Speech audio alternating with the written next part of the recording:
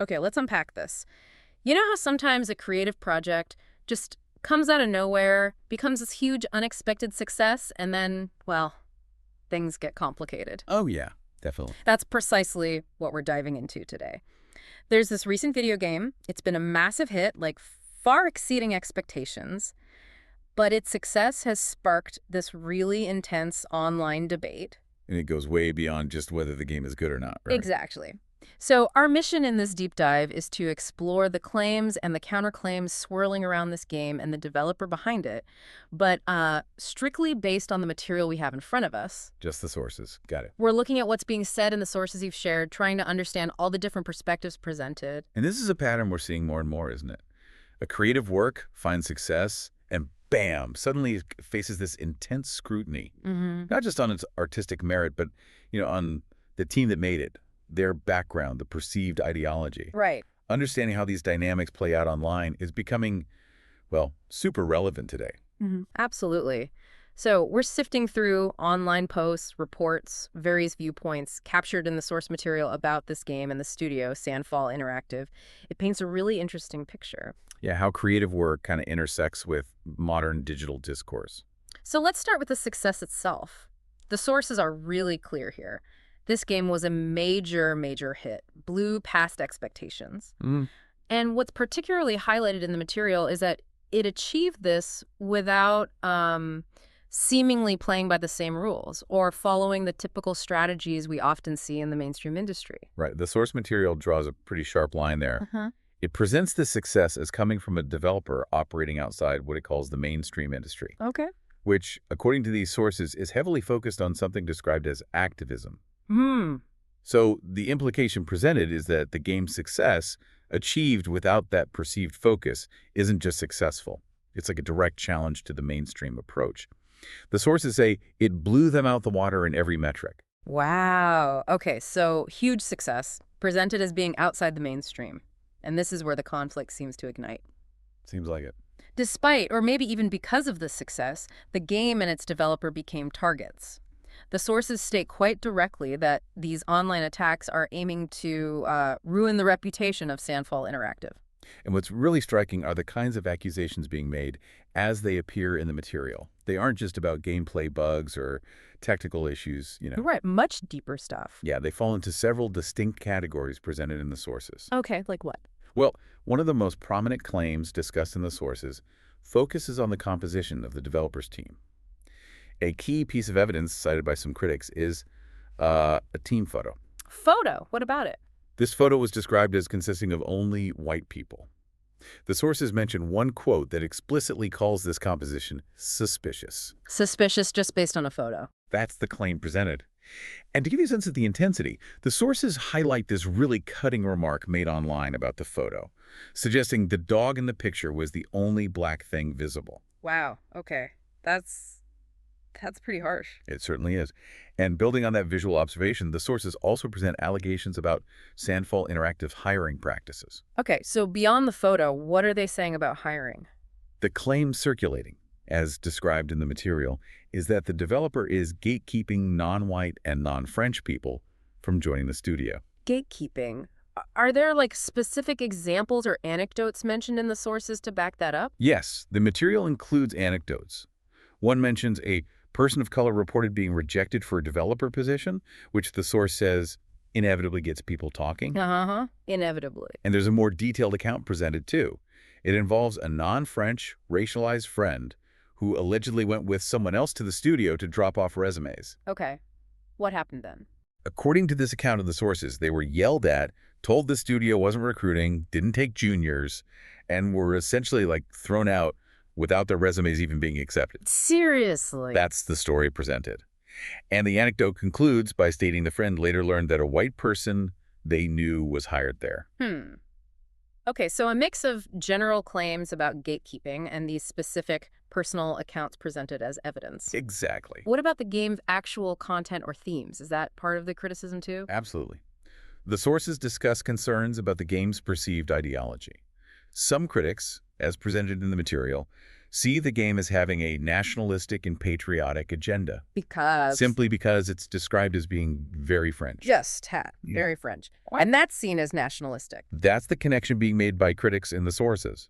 And this criticism, according to the sources, escalates to assertions that this French identity somehow appeals to fascists. Whoa, okay. That's quite a leap. And that it's being politically exploited by racist video game fans for their anti-diversity fight. So from very French to appealing to fascists and being used in culture wars, that's a lot. That's how the argument is presented in some of the source material, yeah. The sources also mention that the game apparently doesn't follow what are referred to as woke codes in its character representation. Woke codes. And what do the sources imply that means in this context? Any clarity? Based on how it's discussed, it seems to refer to certain forms of identity-based representation or maybe narrative choices that are common in some other mainstream games today. Okay. The sources state that the game's perceived lack of adherence to these codes raises eyebrows among leftists. Got it. So we've got the team photo, the hiring practices, the ideological themes. Yeah. Anything else? What about the developers themselves? Claims about their background? Yep, the sources touch upon alleged connections and the developer's past. One suggestion brought up is that some of the developers might be bigots who were expelled from Ubisoft after its workplace harassment drama. Ah, so linking them to prior industry controversies. Trying to paint a picture. Exactly. However, the sources also present an alternative interpretation circulating online. Which is? This view posits that developers actually left places like Ubisoft because they felt it was too woke. The opposite reason. Right. And the subsequent success of their new game, especially compared to Ubisoft's recent struggles mentioned elsewhere in the sources, is seen by some as validation for that choice to leave the perceived woke environment. So two completely opposing narratives about why they might have left Ubisoft, both presented in the sources. Fascinating. Precisely. And finally, there's criticism directed at the game's content itself, specifically one plot point. Okay, what's that? The sources highlight a criticism about the sole Black Expedition 33 member in the game dying early on. Now, it's worth noting, and the source does point this out, that apparently many characters die early in the game's narrative. Right. High mortality rate, maybe? Could be. But this specific instance, the death of the sole Black member mentioned, is highlighted by critics as having racial implications. Okay. So let me try and sum up the criticisms presented in the sources. You have claims about the visible lack of diversity in a photo, accusations of discriminatory hiring, backed by anecdotes, charges that the game's French identity means it has a problematic nationalistic or even fascist ideology because it doesn't follow perceived woke codes, suggestions about developers' potentially negative past connections, but with a counter-narrative offered too, and even criticism of a specific character death in the game's plot. It's a wide-ranging set of attacks. It certainly is. Yeah. And covering all those bases suggests, well, a significant effort to scrutinize the developer from multiple angles. As the sources claim, the attacks seem aimed at trying to ruin the reputation of the studio. Okay, so given this barrage of accusations presented in the sources, how did the developer, Sandfall Interactive, actually respond? Did they say anything? The source material includes a public statement from them, right? It does. Their statement, as quoted directly in the source, reads, "We've noticed some discussions online concerning us and our values, so we want to make this absolutely clear. Expedition 33 was created with respect and tolerance by teams and partners from diverse backgrounds, cultures, and perspectives. Our game was crafted with love. Please don't weaponize it to spread hate." Okay. Respect and tolerance, diverse backgrounds, don't weaponize it. Looking at that statement through the lens of the sources, it's quite direct, but also concise, maybe. Yeah, it doesn't engage with the specific criticisms point by point, does it? No, it doesn't mention the photo or the hiring anecdotes or the ideology claims directly. Instead, it offers this sort of broad assertion of their values, respect, and tolerance. And it highlights the diverse backgrounds, cultures, perspectives of their teams and partners. Ah, teams and partners. That could be broader than just the core team in the photo. Possibly. And the key message seems to be that plea. Don't let the game be weaponized to spread hate. Right. It pushes back against the narrative of hate or intolerance by stating their values and the diverse nature of everyone involved. Shifts the focus back to the positive intentions behind the game. Exactly. Okay. So we have the accusations presented in the sources and the developer's direct, if broad, response. Now, the source material also includes perspectives that push back against the critics, right? Offering counter-arguments. Oh, yeah, definitely. What do those counter-perspectives highlight? Well, a significant angle presented in the source material is that this whole wave of criticism isn't necessarily driven by genuine issues, but potentially by envy. Envy. From who? The sources suggest this envy comes from within the mainstream industry, particularly from those maybe whose own projects haven't seen the same level of success as this game. That's a strong claim about motivation. Jealousy driving the attacks. It is. The sources even reference a quote comparing 30 racist devs making a better game than 15,000 leftist devs. Okay. Now, while the source material itself says the claim that this game is better is half true, it agrees the game is better. It explicitly disputes the racist devs part.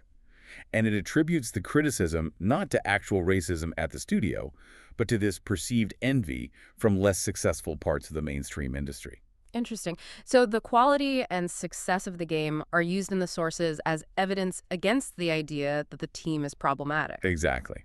That seems to be the argument. And on the specific hiring issue, for instance, the source material offers a really direct counterargument to the gatekeeping claims. What's the counter there? It argues that hiring should fundamentally be merit-based, meaning you hire the most skilled and qualified people, period, not based on external characteristics like skin color. Right. And the source explicitly suggests that hiring based on skin color is, in fact, the racist one. Wow, okay. So that completely flips the accusation back onto the critics, framing their expectation of diverse hiring as discriminatory itself. That's the perspective presented in the source material, yeah. And it uses the game's quality and success, again, as proof that the studio did hire based on merit. How so? It argues that the skill level required to create such a successful game is evidence of merit-based hiring practices, regardless of how the team photo looks. Quality speaks for itself, basically. Okay. What about that anecdote we discussed earlier, the non-French friend being rejected, yelled at? How do the counter-arguments presented in the sources address that specific story? Right. The source material also defends the developer's actions regarding rejecting potential candidates, especially juniors. It compares Sandfall's alleged approach to companies like Valve. Oh, Valve, known for having a hiring model that primarily focuses on experienced talent. They don't typically hire juniors. Okay. So the source posits that the rejected person in the anecdote was likely a junior candidate, and that their focus on race as the reason for rejection. Instead of their experience level. Exactly. Instead of the stated reason not hiring juniors or their level of experience is misguided. And does the source offer a motivation for why the rejected person might frame it that way, if it wasn't discrimination? Yes. The sources suggest the rejected person was likely highly upset they weren't hired, presumably based on skill or merit, and are now trying to be vindictive and make everything about their race. So it paints the anecdote not as evidence of discrimination, but as a disgruntled individual's attempt to weaponize race after being rejected for legitimate, non-discriminatory reasons, like not hiring juniors. That's the counter-narrative presented in the sources. It's fascinating how the same event can be interpreted in such dramatically different ways within these sources. It truly highlights the conflicting narratives at play here. And addressing that nationalism charge, the claim that the game is problematic because it's very French. Yeah, what's the pushback on that? The source material strongly pushes back. It argues that being proud of one's country or origin, especially when the developers are French and the game has French themes, well, that isn't inherently problematic. Makes sense on the surface. The source draws comparisons to cultural influences in games from other countries, like, Japanese references in games made by Japanese developers, where this isn't typically criticized. Right, you see that all the time. So the source material views this specific line of criticism, the very French is bad angle, as, and this is a direct quote, literally manufacturing BS. Okay, manufacturing BS. Pretty blunt. Very. So the counter-arguments presented in the sources essentially frame the criticism as being rooted in envy, ideological opposition to merit-based hiring.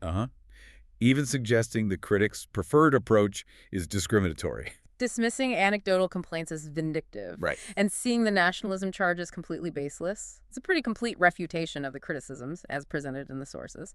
Yes, the source material provides these robust counter-arguments against the criticisms it discusses.